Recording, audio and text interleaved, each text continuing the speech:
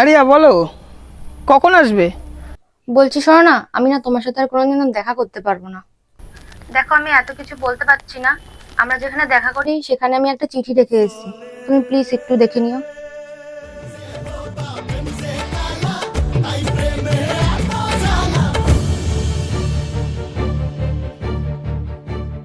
বাবু, আজ আমার ফুলশয্যা অন্য কোনো পুরুষের সাথে হবে, কিন্তু আমি চাই না তুমি ছাড়া অন্য কেউ আমাকে স্পর্শ করুক।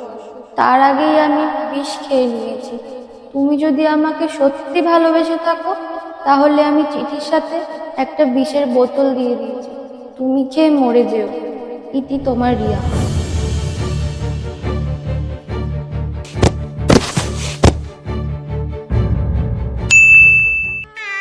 আমি খুব ভাগ্যবতী জানো, আগের জন্মে মনে হয় কোনো পুণ্যের কাজ করেছি, তাই তোমার মতন একটা বর পেয়েছি।